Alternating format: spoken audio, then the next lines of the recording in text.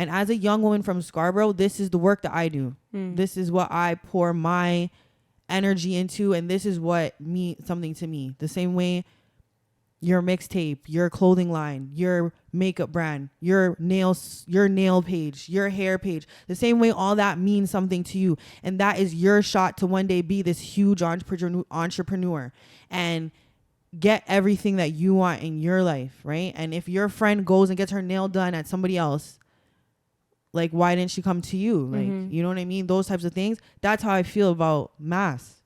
And so as a young woman in the space, I don't feel like, because of that, I don't feel like I need to cut anybody any slack, me personally, because I am you. Everybody who has a problem with the money, everybody who's a stormer, everybody who's whatever is a young Torontonian like me. You are me. So there's no reason why, like, so, you know what I mean? So I don't feel like I need to cut any slack on that. So if you want to come, so you're saying if you want to come to the parade, either wear a costume or just come to the parade and stay on the side and participate on the side. Yeah. Yeah. That's how I feel.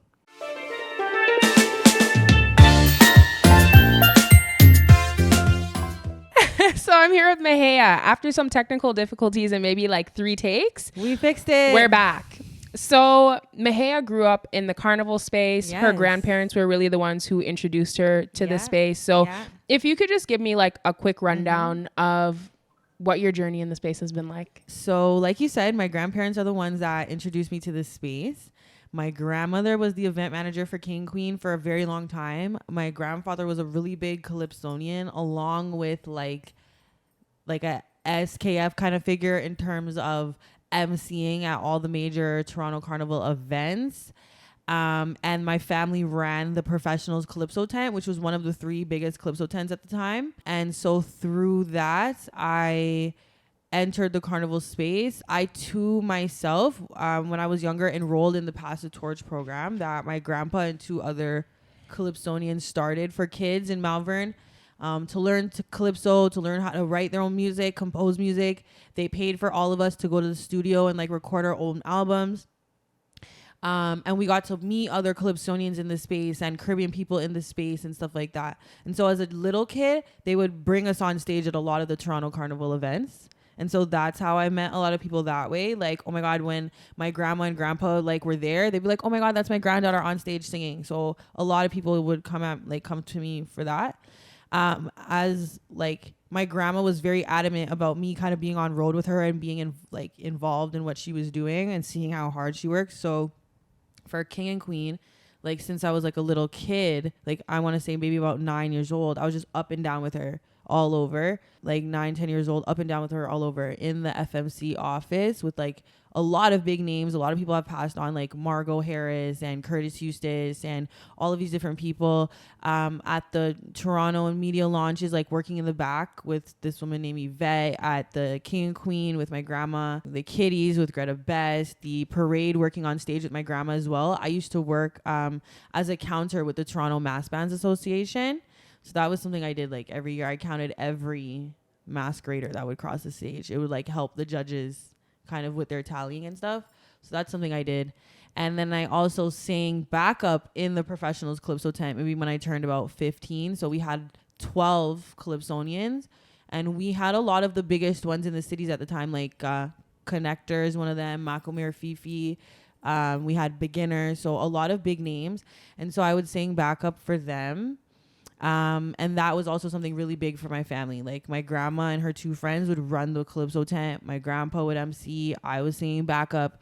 My grandma's sister was a stage manager. My mom like pretty much would help write the grants to help get us funding. So it was like very much a family operation. And so that's pretty much how Carnival has been in my life. So how long was that going on for? The tent? Just you and your whole family running like the Calypso and Carnival operation? The Calypso tent, like I want to say because it kept going as I went to university. I maybe went to university, I was 18. So like from 10 years old to 18 for sure. What is that, like 8 years? And then it kept going as I went on to university. So every summer I was also in the Calypso tents too when I was in university. So yeah, like 10 years, 12 years maybe. So how did your experience growing up in that inform what you're doing now? The experience growing up in that space pretty much informed everything of what I do now. It like to put together the king and queen show, just forget all the planning, like the day of, okay? My grandma, this is not like, she's not in her 30s, like, you know what I mean? This is my grandmother at the time. She is there from like 4 in the morning. What? She's there. She showers. She meets with the security team. She lets them know where all the fencing needs to be set up. She brings in all, like, where all the food trucks need to go. She sets up where all the volunteers need to be. She is making sure the stage is all set up. She's like the food, the VIP, everything, the media, like all of it, like where everyone needs to be. If anybody has a question, like they were coming to her. And so that level of like work, like hard work, like nonstop to get this done, like I see what it takes. Like I understand what that takes. Like, do you know what I mean? I feel like when even like with tribal now, people always ask me like, oh, aren't you tired, or like things like that. But I feel like because of growing up in that space, I understand like we're not done until we're done. Do you know what I mean? Like we're not done until we're done. And our work means a lot to a lot of people. Like a lot of people are expecting us to, they may not know that we did this, but a lot of people are expecting this every year. They're expecting a great show, and it's like super rewarding to bring this to our community at the end. Like to really, like, being behind the scenes is very rewarding. Honestly, as like a Caribbean person, it's probably one of the most fulfilling things you can do. And I think that's always why I've stayed close to the carnival space, because of that feeling, because of how much I appreciate like how much of my work ethic and how much of my passion has grown from that, and seeing that and seeing all these people and stuff like that. I think with speaking to Kanisha and her enthusiasm about Big Mass, I feel like you just echoed the same sentiments that I was sharing with her on that day, where it's like when I get to see her passion and how she's like, yo, I feel like this is like my thing. You know what I mean? And then hearing you saying like, this is like one of the best things that you can do as a Caribbean person, to be behind the scenes. Yeah. I feel like having these conversations with you guys is making me realize that like, that's so true.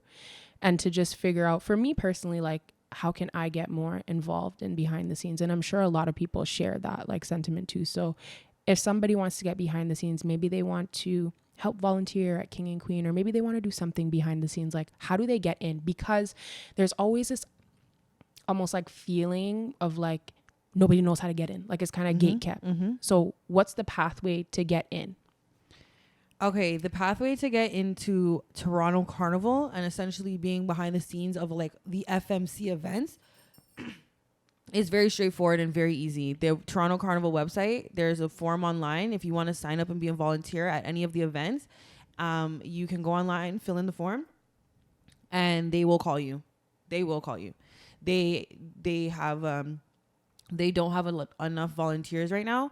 A lot of the same volunteers that they have are the same older women that were there as like I said, like my grandma's friends and stuff like that were there when I was younger. So you can only imagine, like, they are getting older, and it's not that they're not capable, but they're getting older, and at this point they deserve to sit down and appreciate what they've built and what they've been like. I'm saying, like, as a kid, I was up and down for hours all day. Like, you do not get, your feet are hurting you. There's so much work to do, and I'm young, like, you know what I'm saying? So imagine now how these older women feel. And so they are looking for passionate young people to come and take these spaces. When I was younger and I was a teenager, I would ask a lot of young Caribbean people who like want to come to the parade, this is a way for you to come to the parade, for you to participate in the parade. It's free.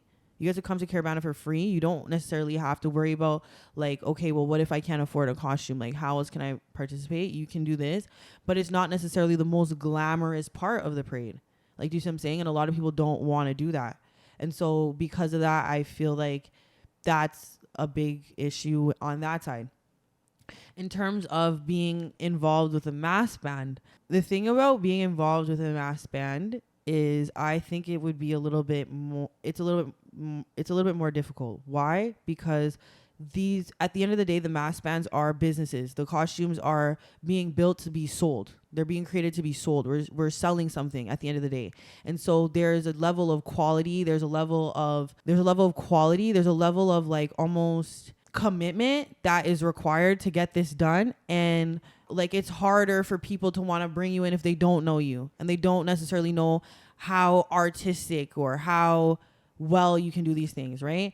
And not even that, but the section leaders will plan out what they're kind of getting done on a priority list. Like, first week we're doing this, second week we're doing this, da, da, da, da, da. And so they have it set out based off of the team that they already know is set. And so if you come later in the year, it's like, okay, well, you can just do what I have on the side. Like, do you know what I mean? But I think that maybe if you came early in the year, maybe even prior to band launch, and said like, listen, for this carnival season, I'm willing to give you my service, like help volunteer like once a week, 5 hours on 2 different days or whatever, then I'm pretty sure that section leader, when creating their plan on how they're going to execute their section, will be able to put to account for you on their team and have work for you on a consistent basis. But if you're going to come within like the last 2 weeks of the parade now and be like, oh, what is there for me to do? Like, a lot of it we have done. Like, do you know what I mean? A lot of it we have done. And it's a lot of small, tedious tasks. I feel like for me, as someone on the behind the scenes, I hear this question a lot. How can I get involved? But it's not as glamorous as everybody thinks it is. Like, it really isn't. And just because, like, again, people will see like my Instagram stories and stuff and see, oh my God, the mass camp is so beautiful and all this type of stuff. And look at how everything's being built. But it's not, this isn't it. Like, we are here. Our fingers are burning. Like, we have like blisters all over our fingers. We come, like, I go to my job 9 to 5. I come to the mass camp 6:30. I'm here till 1:30, almost 2 o'clock. Go home, like, want to go to the gym, and still have to go to work and do this every day, right? And so, how many people can really do that? Yeah, right. And I was speaking to Krista, who's a section leader, and that was something that she was talking about, like, the dedication that's required to be a section leader is not something that a lot of people plan for or expect. She's like, yo, sometimes I am sleeping in the mass camp. We sleep in the mass camp. I've been telling Uncle Dexter from time, like, if he could just build a shower in here, like, we wouldn't even go anywhere. Do you know what I mean? Like, even Crystal, for example, right? She's a mom with 2 children. This girl is another machine. Like, Crystal is different. If you want to execute how Crystal executes, it's a different type of work ethic and dedication you're going to need. Not anybody can just walk up in here and do what Crystal does at all. Like, she said a week after she had her first daughter, she was back in the mass camp. This girl has a daughter who's what? Just turned 2? And a 5-year-old. No, she just turned 6, she said. Just turned 6 and a 5-year-old. These girls, I know these 2 girls. Ari and Cleese, hi guys. I love them. Like, I love these girls. However, they're young, right?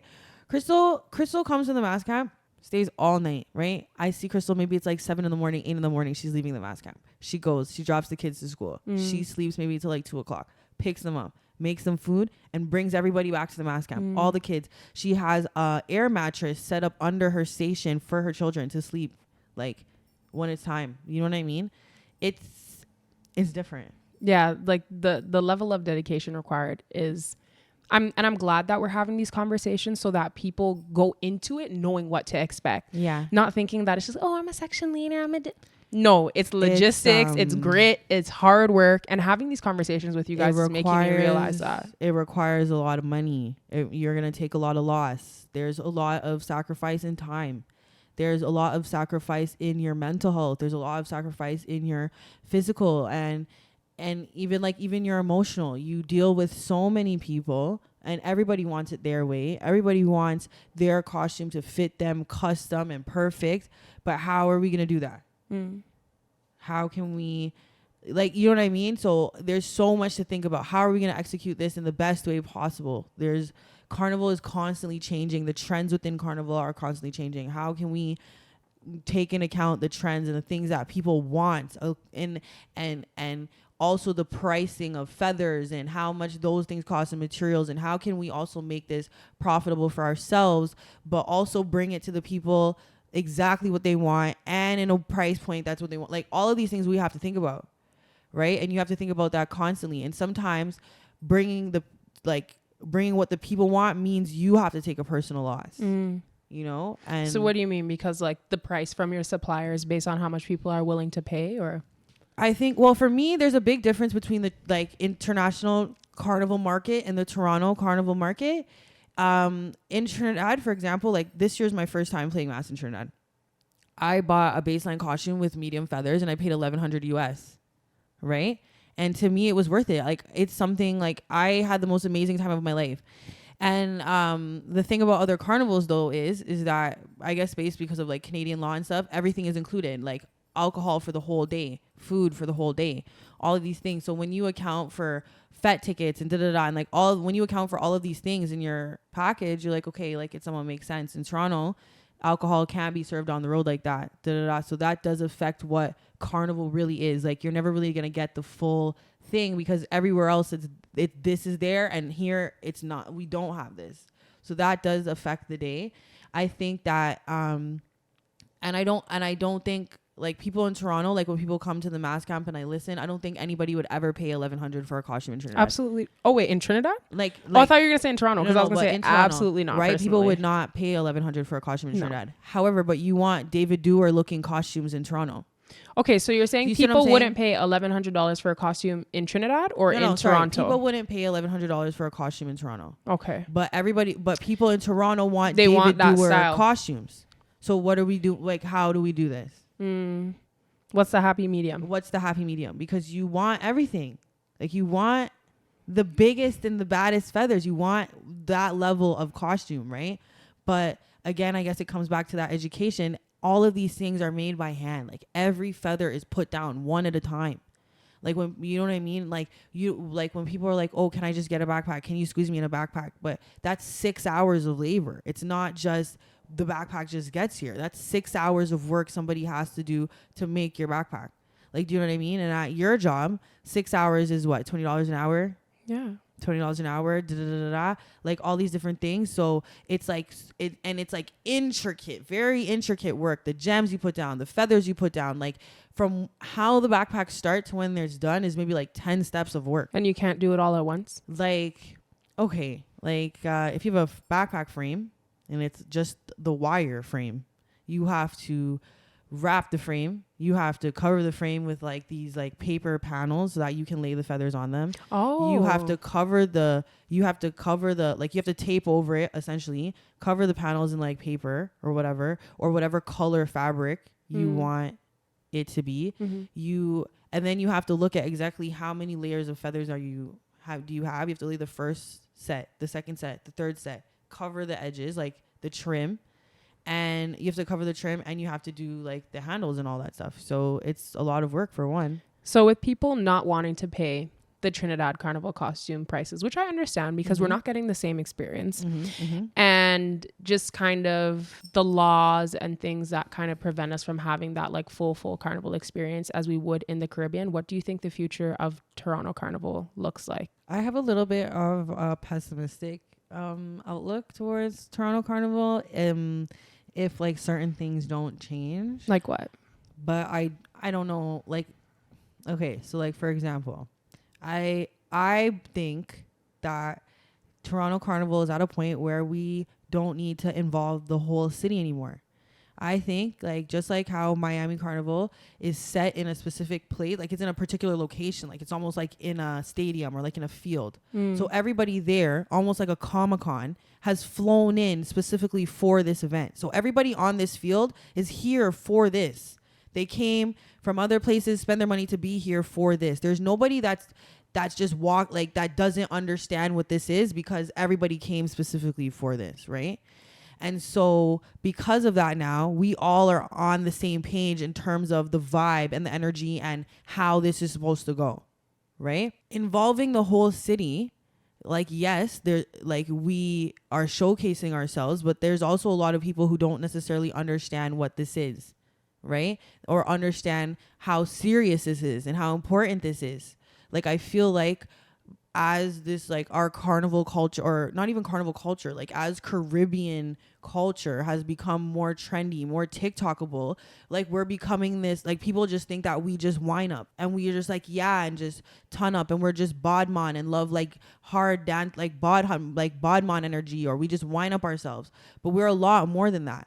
And in this parade, you can see that. Like, you can see how much work and dedication and how we're not a joke. We work hard to put this whole thing together. And if you pay attention, it's beautiful, right? But a lot of people outside of it wouldn't necessarily understand. There's different cultures that have their different festivals or do their things that I don't know how much work or who is behind it or what this means or symbolizes to them, right?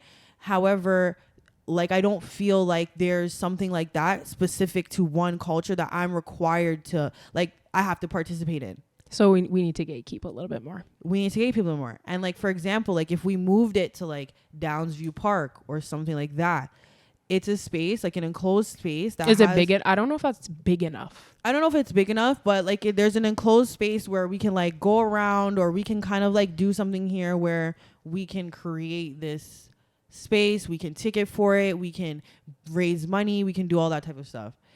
And for me, when it comes to the stormers in the parade, it almost looks like the people don't really want a parade anymore. To me, it looks like people want somewhat of like an Afrofest type of vibe but Caribbean, like a Caribbean festival in the day and because it's obviously not a parade that you want. You want to stand up by the truck loud, and you want to be around with your friends, and you want to hear your Caribbean music on a large level in a loud space that's somewhat free, and you want to enjoy yourself. But it's not a curated parade that you want, clearly, because if it was, you wouldn't break it down. And that's how. But then other people have the argument where it's like, okay, well, we're celebrating our emancipation too, so why can't we participate? Not everybody can afford to buy these costumes. Okay. But because you can't afford to buy the costume, you think it's okay to break down the fence and all the work that everybody's done here? How is that? How does that make sense? Take me out as a mass band, right? Like, I know someone in particular who works for the FMC that cried because from since last year, she's been working with people to black security companies around Toronto to set up contracts with them so that they can be our security for the festival, people to provide our fencing. They've set up 2 mini hospitals on the Toronto grounds for this day, just in case. Like, all of the work that people have done to coordinate all of this, and within 30 minutes it all comes down. In 30 minutes. And you're going to tell me it's because you couldn't afford your costume? How can people who are not in a costume participate in a way that is still respectful of the people who are in costume? For me, when I was younger and I didn't play mass, like, I would always do kiddies, but I didn't, like, my parents didn't let me do big mass maybe until I was like 16. Me and my family, obviously this is going to sound whack to people, but me and my family had a great time on the side. Like, we brought our coolers, we brought our drinks, we set up our chairs, we had all of our cousins and family come, and we'd watch, and the trucks are passing, so it's the same music and all that stuff, but we respected the mass. I didn't feel any less, and as the mass is passing, oh my god, Saldina's coming, my mom is in this band, I'm gonna wait until see her, and oh my gosh, hi mom, while my mom is passing in the section, do you know what I mean, and she's waving at us, and this is so nice, and my next cousin is gonna be in Callaloo maybe at the time, and oh my god, there she is, you know what I mean. So for me, that was very exciting. I never saw a problem with that. I hear that, and that makes me think of when I was younger and we would go to the Santa Claus parade. Obviously, we're not going to see our family and stuff, but we don't try to jump in the parade and be a part of it. And so from that perspective, I completely understand. Could you imagine if people did what they do at Banna at Pride or the Santa Claus parade or anything else? I don't know how Pride goes. I've literally never been before. But isn't it everybody in it? No, it's a parade.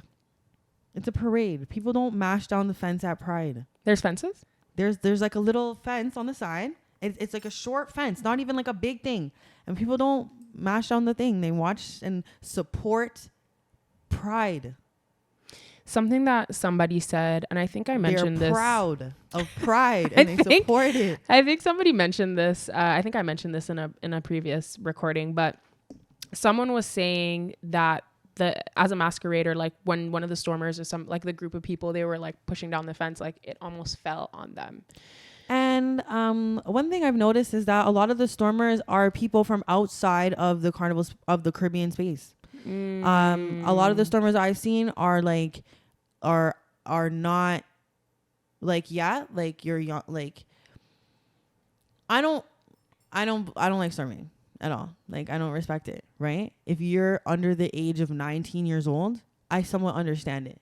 Right. You're young. And like, it's not necessarily like, and not even that, but when you're under 19, it's not necessarily like you have all the financial resources possible. And whatever little job you have right now at the time is your little job. It's not, you're not making a lot. Like, you know what I mean? Like, you're still somewhat, if you're like a West Indian child, you're probably still under like your parents' rule. You know what I mean? Somewhat like you're now getting to be a little bit grown. Over the age of 20 now, at this point, like, you spend your money on what you want to spend it on. And that's how I feel. Like, you spend your $400 on a Hennessy bottle in the club or whatever. That's not a problem. Your Yeezys are $400. Your whatever is $400. We as adults spend our money on what we spend our money on what seems to be of value to us. Right? And so there's no way now you're going to come to me, tell me like all over your Instagram page and everything this, and you're so West Indian and you can bust your little accent and all of these things. And then when it's time now to spend the money in the space, it doesn't matter to you. That's what I'm trying to say. You see what I'm saying? It doesn't matter to you. And we live in a city constantly. Like, I'm going to speak in Toronto terms where everybody constantly says that Torontonians do not support each other. Like, oh, support your friends. It doesn't cost anything to support your friends and and I've always said, like, I am a young woman from Toronto. I am from Scarborough. Like, yes, I'm Trinidadian and yes or whatever, but I am from Scarborough, and that means something to me as well. And as a young woman from Scarborough, this is the work that I do. This is what I pour my energy into, and this is what means something to me. The same way your mixtape, your clothing line, your makeup brand, your nails, your nail page, your hair page, the same way all that means something to you. And that is your shot to one day be this huge entrepreneur and get everything that you want in your life, right? And if your friend goes and gets her nail done at somebody else, like, why didn't she come to you? Like, you know what I mean? Those types of things. That's how I feel about mass. And so as a young woman in the space, I don't feel like, because of that, I don't feel like I need to cut anybody any slack, me personally, because I am you. Everybody who has a problem with the money, everybody who's a stormer, everybody who's whatever is a young Torontonian like me. You are me. So there's no reason why, like, so, you know what I mean? So I don't feel like I need to cut any slack on that. So if you want to come, so you're saying if you want to come to the parade, either wear a costume or just come to the parade and stay on the side and participate on the side. Yeah. That's how I feel. If personally, because personally, like, if forget like being a stormer, it wasn't the costume that was being important for you. It's not being in costume that's important for you. And everybody, like, I think that really wants to participate in the carnival experience. And like you said, that component of emancipation is important to you, and is in costume today. Like you said, I'm saying, for the most part, is in costume today. There's a lot of young girls I know, my little cousins, that called me from March, like, hey, how much is the costume gonna be? I can send you this at this time and I'll like my little 18-year-old cousin is trying to get her little money together and whatever, and she's in costume today. So all of these little experiences I see, like, there's so many young girls that come into the mass camp, like friend groups, and I remember being that so excited, and they took the bus today to the mass camp. They planned it from Wednesday on the phone and said they were going to take the bus and come meet at the mass camp for 2:30, and they spent an hour in the camp looking at all of the 12 costumes, picking those, making sure they picked the right one. I remember being that, and I love that. Like, this is part of their lives. This is part of who they are, the same way we share in that same experience. So personally, the storming thing is not a thing for me. For what I see, it's like you either just want to like shake your bum, or you just want to be on somebody's bum, and that's whack. Grow up. We're more than that. We're more than that. This is more than that. That's what I'm saying. Like, this is not just about, oh my God, I want to wind up. We're more than just winding up. This is more than that. And if you don't give it that, then that's how everybody's going to see us. That's why all these people from other cultures are so okay to just push down our fence and laugh and think it's funny, because we act like it's funny. You see what I'm saying? And it's not. So you're saying people who storm, Like especially maybe they might not be from the Caribbean, but if they look like they are, then they're essentially giving permission to everybody else to come and do the same thing. My mom brought to my attention a video the other day where it's like I guess he's like a Muslim guy, and there are some girls dancing on him, and how his mom was super mad because it was haram. Yeah. And my mom was like, well, this is not your thing. Like, this is our thing. And the way that we do our thing is different. Mm-hmm. And so I feel like that relates to, you know, kind of like what you were saying earlier in terms of like gatekeeping. Mm-hmm. Like, I know we're from Toronto, so we want to be able to include everybody. Yeah. But I also agree with the fact that like there has to be a certain level of like being able to preserve like the quality of the culture. Mm-hmm. And sometimes when we start to mix in too many, and I'm not trying to say, yo, don't make nobody come and sometimes when we start to mix in too much different stuff, it starts to water down. The thing about it is like, is this a Toronto event or is this a Caribbean event? Which one is this? Because Toronto identifies with caribana. That's what it is. That Muslim boy that was winding up or whatever, and that's not his. He does have Jamaican friends that sit right next to him in high school. He probably eats beef patties at lunch. He knows dancehall songs. The same way, like, I'm Trinidadian, but that doesn't mean that I haven't had multiple Sri Lankan friends, Filipino friends, Hungarian friends in high school with me, and these are my dogs. And we eat, like, I've tried Sri Lankan foods at lunchtime in the caf and all these different things. So the Toronto experience is very much a multicultural experience. To be a youth growing up in Toronto means that you have your own culture, but the Toronto culture is everybody's culture. So because of that, he does feel like this event is a Toronto thing. He does belong here. This is a Toronto event. But is that our focus? And because we have it on the Toronto main street, it does have to be a Toronto event. And that's what I'm saying. Like, maybe we need to stop requiring the whole city to be involved. That's the thing, right? Like, maybe we need to move it to our own space where now this is like, we know this is like if it's in a private space and now this is a ticketed event or whatever. Now we know everybody who's like come and intentionally spent their money on a ticket or whatever to be here is because they want to be here. Like, they're ready to be in the vibe. Okay, so basically because it's too accessible is what the problem is what you're saying. But then, okay, but when we think about like the logistics of it, like, where else are we supposed to go? There's so many people that want to participate, even just masqueraders. Like, where are people supposed to go that there's enough space for everybody to be there and everybody to participate? Like that, like, even if I try to think about that, I don't know anywhere where everybody can go and just be like enclosed or something. Like, nobody's going to rent out the Rogers Center. Like, I can only imagine how far in advance you have to rent that out. But why not? First of all, you probably have to rent that out like 5 years in advance. And realistically, if it's an event that's going to cater to 500,000 people, 1 million people, the Rogers Center is going to let us have it. 500,000 people can fit on the baseball diamond in the Rogers Center. Forget the Rogers Center. There's a lot of places, like, depending on how you want to set it up. Like, for example, right? Like, if you pick Downsview Park, part of Downsview Park could be set up as a food pavilion and a stage with performers where people can hang out there. A lot of Stormers would be off the road if that was a setup, right? That would change a lot of things. A lot of the time, the bands, like, if they go, like, it's like a circle space almost, then you just go in the circle. So you're saying there's still like a route. I don't remember ever going to Downsview Park. I think that there are ways that they could think about it, but I don't know how well, right now, like, the thing that we currently have, how well that's working for us. I was seeing videos of, I don't know what they call it, the Labor Day parade in New York. Mm-hmm. I wasn't seeing any costumes. In Notting Hill either. In Notting Hill, I saw a video that was beautiful. Like the first hour. Right? Yeah, but I think in the diaspora, that's one of the issues that we have, where we're blending up so much, and it's kind of, people don't really care. They just feel like it's two things. One thing is, I blame a lot of the older generation. The reason why I care so much is my grandma brought me. My grandma made it a thing to bring me. I hear a lot of older people always, like, I cannot stand this. I hear a lot of older people always say, like, oh, these young people don't know this. The young people don't understand the tradition. The young people don't get what real mass is. The young people, but they're your grandkids. Why didn't you show them what it was? Yeah. That was the issue. It was a huge lost opportunity.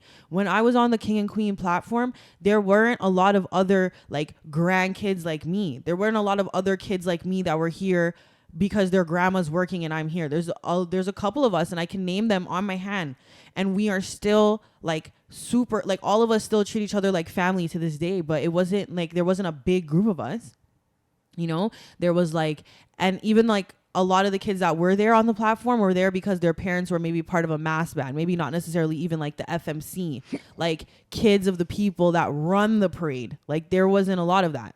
Like, you know what I'm saying? So like, for example, like me and Selena met that way because I'm 10 years old on the platform waiting for my grandma at 12 at night. She's a little kid on the platform waiting for her dad. And so now we're here together. And people like Destiny Charles, whose dad's run Sunlime, or Ty, who's now, he started as junior king for Jamal Magloire, and now he's their king. Like, you see what I'm saying? So all of us have grown up together in this space and but not a lot of us have been an FMC kid. There's maybe like 2 other ones that I know like closely, but did everybody like bring their grandkids? Was there a big presence of that? No. So and now and because of that, now the disconnect has already happened. Like, that's the thing. The disconnect has already happened. There's already been a disconnect between what like real West Indianism is and what it is now in 2023. It's already done. Like, you know what I'm trying to say? Like, everybody's already immigrated over. And if your grandma or whoever was from the Caribbean or the one that immigrated over hasn't maintained some type of reality for you in this, the disconnect probably already happened. And everything that you know about yourself, you know because of what pop culture tells you it is to be a Jamaican, or tells you it is to be a Trinidadian, or what you see what I'm saying, or what you see that you think is supposed to be that. You know what I mean? Which a lot of the times is, oh, well, I can wind up sick, or Badman songs and all of that. But we're more than that. And I think that is the part that is already been disconnected. And so because of that, I don't know how far this parade's really going to go. And would you say that's the case for all the parades in the diaspora? No, I don't think so, because Trinidad's parade... No, in the diaspora. So like North America... So like in the States, maybe Miami, London. In Miami, no, because Miami is again like it's in a space, like it's I heard it's like enclosed. It's in an enclosed space. It's almost like in a park. So everybody flying in is like, it's like you're flying in for a Comic-Con convention. Okay. So nobody in the city knows that Comic-Con is going on except for the people that are in Comic-Con. And the people that are at Comic-Con, this is the biggest thing they've been waiting for all year. They spent all their money, thousands. They've been planning to come and spend their money on this and buy a costume, cosplay. Like, you know how much that stuff costs to get a sick cosplay. And sometimes they make it themselves. It takes a long time. It takes a long time and all that type of stuff. So that is how Miami Carnival is almost treated. You see what I'm saying? So everybody there is here for this. Okay. So there, you know what I mean? And I think something that's happening too, I think in a conversation that I was having before, is like someone was saying that a lot of the people from the States who used to come here, they're just going to Miami now. Like, they're not even necessarily coming up to Miami Toronto. Carnival is really good. Okay. Yeah, it is a really good carnival. I will say that. And because again, they also do have the alcohol included. They have a 2 day. Yeah, they have the alcohol. Is it included. Because they're in that enclosed space? Or their laws are just different? I don't know if it's an American thing. I don't know if it's in the enclosed space. Maybe being even like making it into an enclosed space, like a ticketed thing, could even let us have alcohol here. Like, I feel like it being free on the street, there's no way to regulate who has alcohol and who doesn't.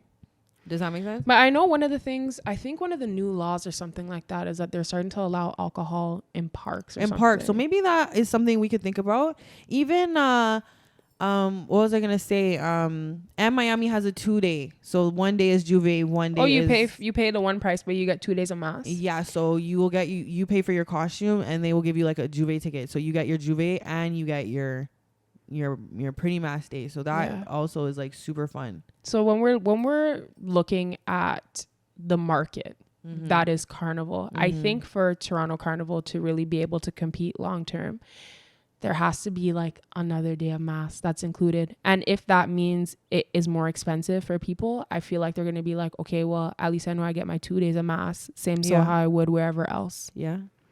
I think the 2 days of mass makes it difficult because, like, again, we could do that probably if we had a a space that this is like our space. I don't know if we can lock down the Lakeshore twice. No, I don't think so. You see what I'm saying? So that even I don't know if like Ontario plays like, and I know they had like a that would be so cool, right? Like inside because it's already Place. in the same area. So Ontario Place, that's another example, something like that, right? I think that would be cool. It would just be like for me. I'm just thinking about, oh my gosh, that's gonna be so much work for me. No, not in a bad way, but I'm just thinking about it now. Like if we did it, no, that's what. No, I'm just thinking like now behind the scenes, like as someone who works for tribal, like oh my gosh, you're signing me up for enough work now. No, but not in a bad way. Okay, no, but it wouldn't be like you wouldn't be making 2 pretty mask costumes. It would just be like a cut up T-shirt or something. It's not just like, well, now that we're in this side, it's not just pretty masks that I deal with. Like I deal with all like registrations and who's DMing us and answering all the questions and like organization of distribution and all, how are we going to give out all the costumes and packaging all of them and like packaging all of the costumes and making sure that we meet all of our all of our sponsorships and partnership requirements and all these different things. So that's where I'm like, oh my God, okay, next day, like 2 days now. 1 day is enough work. 2 days, oh my gosh. One day is a lot of work, but guess what? Like we've been saying, I mean, when I was speaking to Candace, she's like, yo, people are leaving. And also, but there's a lot of factors. One, it's like you want more for your, you want the alcohol. We're getting older. We want the alcohol thing. Okay. One. And as you get older, like when you're 19, you maybe not be able to go. But when you're 25 now, you're like, yeah, if I'm going to spend my money, I want to spend it on something that I know is like, you know what I mean? This is really what I want. So I think that becomes difficult. I think that carnival is becoming more of an international community, an international experience. And so the question isn't necessarily anymore which band am I playing with? It's which carnival am I going to this year? That's now the question. And if you decided, oh my gosh, like you want to experience Grenada Carnival this year or Trinidad or St. Lucia or Crop Over, that's probably like, if you're a young person still, like you're not, oh my gosh, super rich, that's probably going to take you out financially for a good second. Like, you know what I mean? And so like that was your trip. That was your carnival for the year. Like you spend all your money and you do the whole thing and you get all the Airbnbs and the costume and everything and spend your money on that. Like, you see what I'm saying? So just based on what you're saying, like in my mind, I'm hearing that like Toronto Carnival needs to be marketed to a younger audience who maybe can't necessarily afford to go somewhere else, but like this is the option that they have. I think I look around and I always have these like conclusions for myself. But then when I see the people that come in to our mass camps and come in to the band launches and the people that are DMing us and stuff like that, it's a huge range of people. Yeah. A huge range of people. A lot of the people that really do respect the parade are so excited to play mass and are great to work with as masqueraders. A lot of the time, like some of them aren't of Caribbean descent. Like a lot of people outside of the carnival space have been participating in carnival for years now as a Torontonian and love it. Like, do you know what I mean? And like the outside people doesn't necessarily bother me. I look at it like carnival is something you should experience in your life. Like it is like, I don't know, like seeing the Great Barrier Reef or skydiving or something like that. Like it is something that you should experience in your life. Okay, so we should.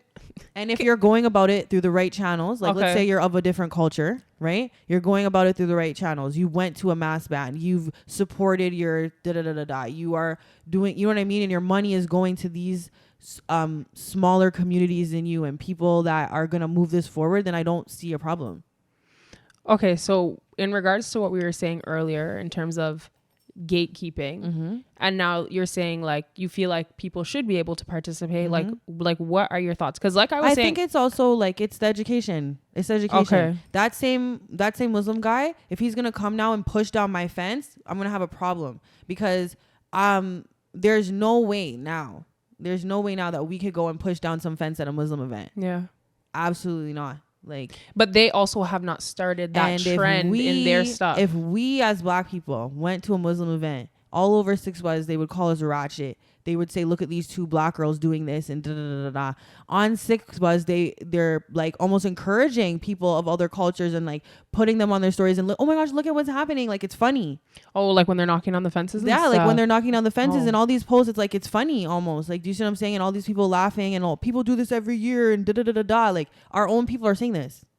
So it is education, and like you said, see what I'm saying? Like the disconnect kind of already has happened. Yeah. So I feel like if there needs to be any messaging or any kind of anything, like it's it needs to connect it back. Like we, but it needs to happen on the day of when everybody's already there. Like yo, like there's one big information truck or something. So like for me, like this year working with Tribal, I did a workshop with these girls in grade 7 and 8. They have like these girls started their own like Black student association in their elementary school. That's amazing. And they like aspire to be entrepreneurs and things like that. And so their teacher was a young West Indian woman. She saw that at Tribal we were led by young West Indian women. She reached out to us and we did a workshop with them. And the whole time we talked to them about what carnival means, what it means to us in particular, like as young women too, like not just as Caribbean people, but as young Toronto people who are also on TikTok, who love Lotto and whatever you guys are doing. Like we're just as in that too, but this is also a part of us. Like, do you know what I mean? And why that means so much to us, how much work this is going to take. Like now that you're 13, we'll know, like if you want to, if this is something you want to be doing, like from a certain age, start to think about this for yourself, start to maybe involve yourself. Slowly and surely you'll get there. Right. So these types of things. And so we're talking to them. And I think that is where it really starts. Like this year with Tribal, like I am planning to do a lot more workshops like that. And I think like that's where it will start to come back around. Yeah. I think like this year we had somebody work with us and another young man from the Toronto space. And he was like, he's never really understood what this was until working in the mass camp with us. You know what I mean? And he said like he'll never be a stormer again. Like he understands exactly why when we say like move to the side and what these things matter is not to be like party poopers. Like you really understand he understands what this means to us. It almost means something to him. It's like when Usain Bolt goes and wins the World Cup, right? It means something because as Black people, look what this Black person has achieved. Forget as a Jamaican, look what this Black person has achieved. 2, with the lack of resources that Black people tend to have as Caribbean, like in the Caribbean, it's not like it's an American training system and all like all these things, what he's been able to push through and win and get that gold, right? And that's inspiring. That means something. And when you are in a mass camp, you feel that same fulfillment. Like, do you understand what I'm saying? Like what the pride that he brings to your culture, you understand that you contribute to that pride in a way when you're working in here. You know what I mean? And it means something. So I feel like that is like people don't, I guess, don't see it. So for the future, for the people who want to get involved, they want to be a part of it, but maybe they can't come into the mass camp because yes, it's a business side.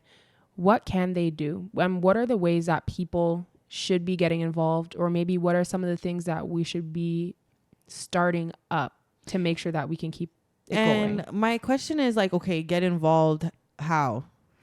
Because my thing is like get involved with one intention, right? Because is your intention like you want to get involved so you can get a free, like you want the costume for free?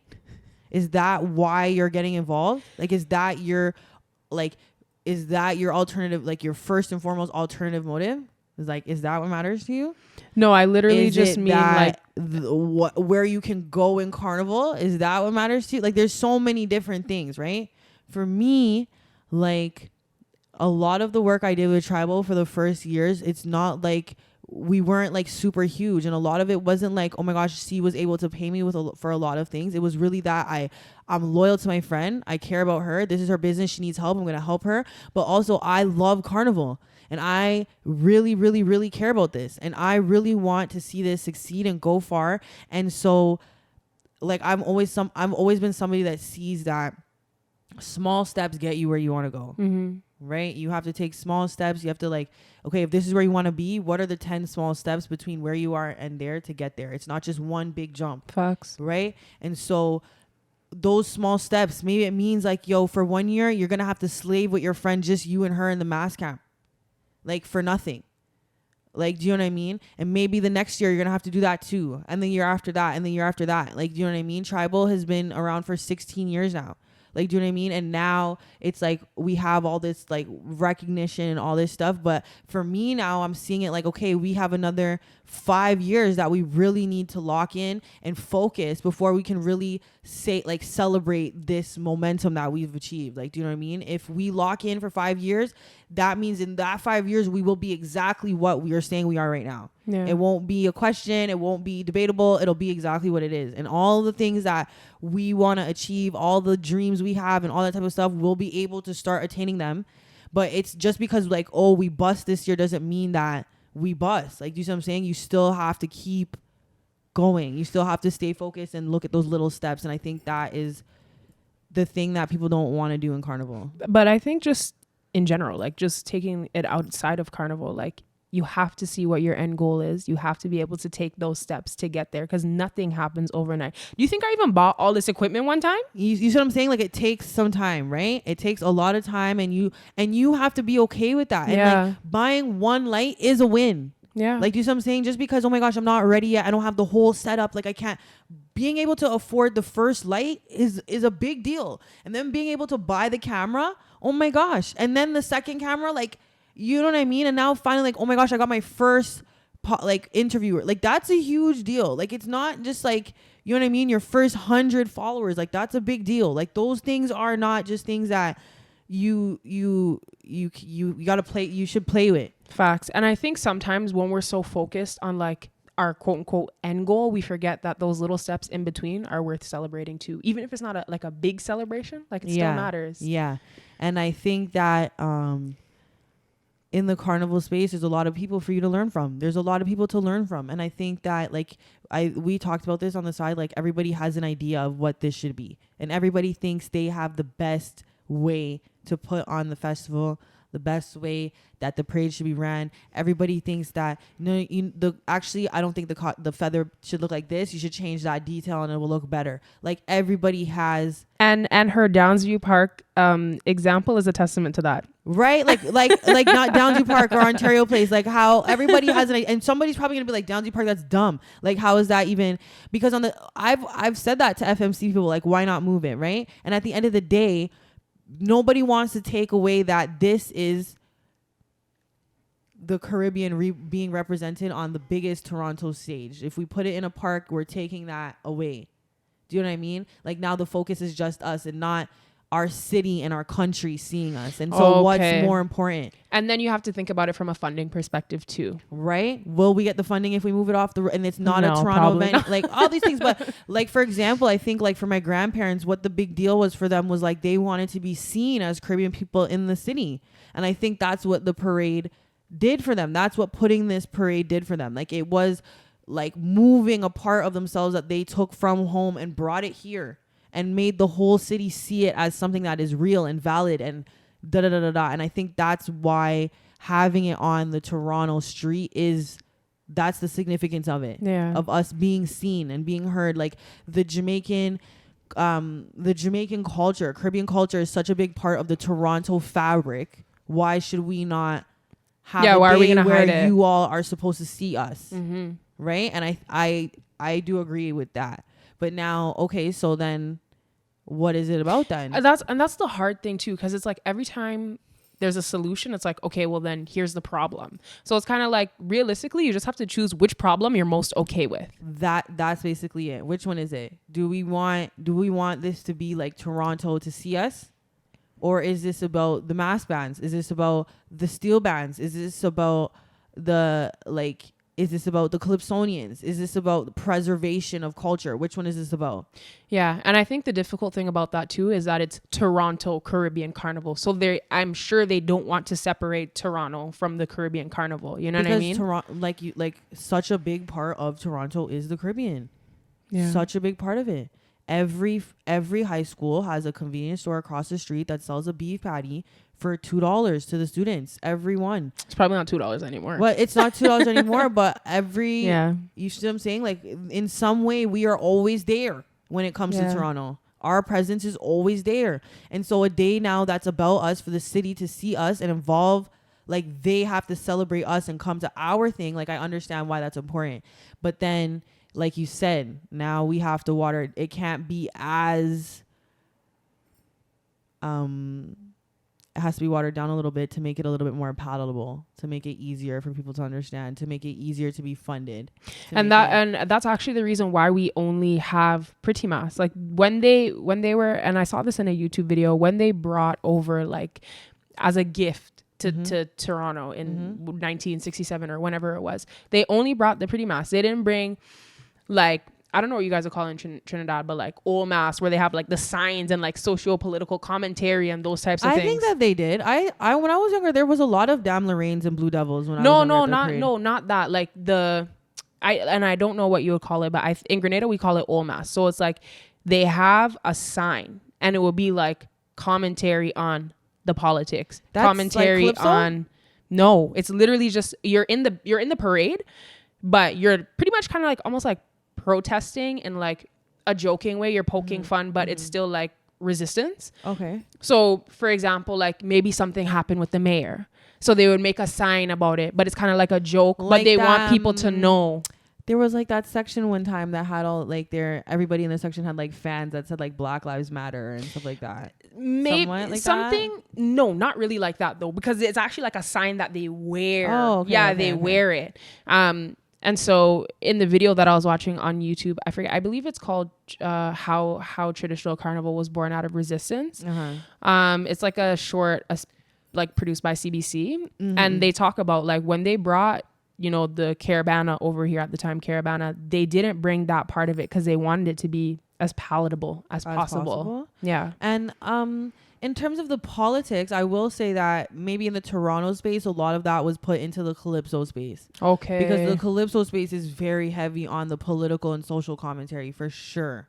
Like a lot, like that is pretty much all that it is. Like they obviously have funny Calypso and like Calypsos that are a little bit more comedic and things like that. Some that are a little more like reflective storytelling Calypso and stuff like that. But a lot of it is political and social commentary.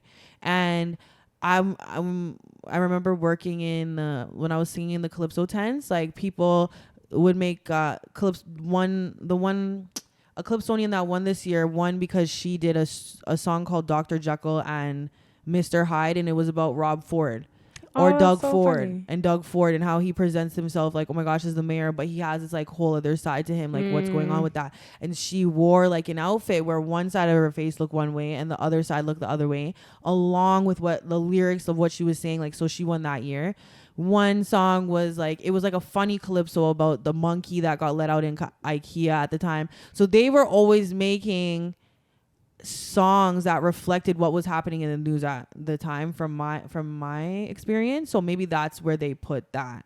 That's so cool that you had like the Calypso experience here in Toronto Carnival. Yeah. Like I feel like there's so many aspects of Toronto Carnival that kind of get like like almost like a shadow. I think like that's they're just part of that's another thing for me. Like when I went to Trinidad this year, I went to Panorama, I went to the King and Queen show, I saw the stick fighting, I saw the Calypso Monarch, like all of these things. Like I didn't just go to the biggest, like I didn't just fet. You know what I mean? Like Carnival is I think what it is, like there's fet culture and there's Carnival, and fet culture is becoming synonymous with Carnival, and because of that now we are losing it. And I've been seeing some videos online. Like sometimes my friends will send me stuff like it's cool, and in my mind I'm like, this is not okay. Like they're doing too much. I don't want to hurt nobody's feelings, right? But I cannot take that too far. Like even the songs like those, it's too much vulgarities. There's some songs like the Inside. Yeah. I and how he loves to feel it gripping. I don't even sing it out loud. When we get to the fets, like I kind of stop dancing. I kind of like, I don't really sing it out loud. Like this is not who we are. And I feel like it's, and I think you can't come at me and tell me, oh, this is my culture, don't slut shame me. This is a mess. I'm sorry. This is a mess. This is a mess. Stop playing that. No, I'm sorry. Stop playing that. No. This is a mess. You're lying. It's like, this is a mess. This is a mess. And you are trying to use the culture to cover you, to cover the fact that you are just trying to like release your energy right now. Yeah. And sister, release it. If you want to be common on your own. Sister, brother, release it. But to identify, like, to say this is all of us. And the release of things is what carnival is. It's the release of everything that you have on you for this day and da-da-da. And I understand that. But the release of this energy so aggressively, come on now. Yo, please don't some stop. Of the you guys things are pushing that it so I've far that seen, it's identifying us now, and it's kind of embarrassing personally. And it's people are identifying us that way. That's what I'm trying to say. Like, people from these outside cultures, like a Sri Lankan man comes and expects you to wind up on him because that's what Caribbean girls do, and they're like, you know what I mean? Like, that's what we're here for. We wind up, but that's no. Like, this isn't necessarily that. Not everybody is into that. Yeah. You know, and it's becoming very loud. And I feel like that, I'm not saying anything's wrong with it. I'm not saying don't have your fun. I'm saying that there's fat culture and there's the carnival world. And I'm thinking, like, I never thought of that, but you're right. Synonymous. It's becoming synonymous. It's becoming one thing. People want to go to carnival to fete, but it's not. You want to, like, pretty, like, it is a fete in a sense. Fete, but like you get what I'm like. Yeah, I understand what you're saying. Right. In terms of like the culture aspect, people are trying to say like the hypersexualization is carnival, or this is our culture, and it's not. No, it's not. And I even in the costume design, you can see this. Like, for example, right? Maybe you know when people say, "Oh my gosh, like that looks like super 2008 mask." And I think you know what I'm talking. Like, I know what I'm talking about when I say that. And they have like boas. There was a like picture that. you posted the other day, and you're like, "Oh my God, forever posting them. Bring this mask back." I'm like, "Sister, this is 2008. This is 2008. Those times right? are done. Not even that they're done, but this is what these looked like in 2008. Like almost like cars. In 2008, this is what they looked like. Okay. Versus 2023, this is what they look like, right? Now, 2015 to 2020, that's another set of masks for me. I see what that looks like, and that focus went more onto the backpacks versus the bodywear. I don't know if you realize that.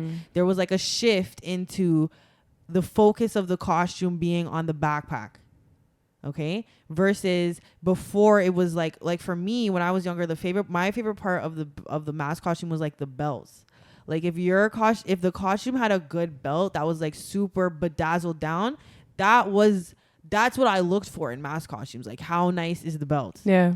Now, right? And even like the headpiece, like feathered headpieces, right? Then maybe in about 2015, we cut the feather headpieces, right? We did tiaras. And I remember the first time I wore like tiaras were the option and feather headpieces were now an add-on. I was like pissed because I was like, why are we getting less now? Like, for the feather same money. headpieces are nicer. And now I would never probably wear a feather headpiece again. Yeah.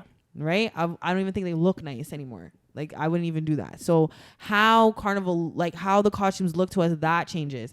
So there's 2015, 2020 masks. And like, I feel like if you look in that space, you find a lot of innovative backpack designs, like David Doer and even like a lot of the new designers, the shapes of backpacks that they come out with are backpacks that we've never seen before. They're not just like the one simple shape. A lot of them are different. They're using different materials. That's what I like to see. And things like that. Versus now, like, I think within the next 5 years, the focus is going to go back to bodywear. Yeah. I think people, the masqueraders, as much as everybody wanted the bigger feathers, it's not affordable. And it's also impractical when you're actually trying to play mass. It's impractical when you're trying to play mass. And two, it's not affordable. Yeah, it's expensive. The feathers are so expensive. How much does it cost for one big feather? Like like pheasant ones, like they look like these long. Yeah, those fluffy ones. Like a plume, right? And there's like I'm just gonna give you an example. So like a pheasant feather is like this like thin feather. It's like almost like it like sometimes it looks like the pointy stripes. ones. Yeah, it's like pointy sometimes, and it almost looks like it's like kind of striped. Okay. 3 pheasant feathers is like $27. Whoa. For 3. How many feathers do all the girls want on their backpacks, right? How many feathers you guys want? How many you want? I don't know. You don't want 3. I'm a backline baddie, so I don't know. I've never been I've never been a backpack girl because I love to just free up myself. Me too. So I've never been that. That's for me. I think they're beautiful. They look fantastic. I'm so jealous of the girls that are capable of being free up in their backpack. Good for them. I'm not doing that. My shoulders are hurting. There's some like I wish that I could just because I feel like they don't even feel like they have it on. I'm like, I want to be a backpack baddie, but I can't. Like, I need my everything. Like, I don't know, you know. But I think that we're going to start focusing on bodywear in designing now, more so than the backpacks, because I think that people are realizing that the backpacks are a little bit expensive, and you want bodywear that makes sense. You want bodywear that makes sense for all body types, that everybody can feel comfortable in. I think, again, like, not every career, like, not majority of Caribbean families are very conservative and very, like, the term is, I want to say, like, speaky spokey, to be honest. Like, you know, like, we say arithmetic, like, they don't, like, you know what I mean? And they're really about education, especially the ones that are, like, immigrated over here. Even over there, like, it's not everybody is like a rude girl. So what you said and about so even with the costume designing, okay, I think that even, like, a lot of people want that to be reflected, because not everybody, like, is okay with the smallest thing on. We need to bring back the coverage, because first of all, some of these panties are not covering the whole front. Okay. Right. So in terms of that, I think that a lot of people, and not even that, and the rise of Instagram and the Instagram baddie and all of that, I think that's part of the problem. Everybody wanted that.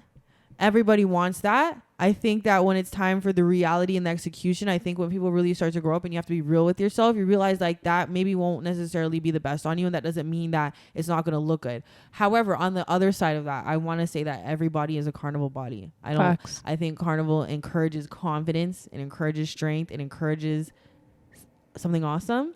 And I don't think that you should feel insecure about yourself at all. Everybody's asses out is here. There's so many gal here. Nobody is minding you. It's like, true. Nobody is gonna come and spotlight you.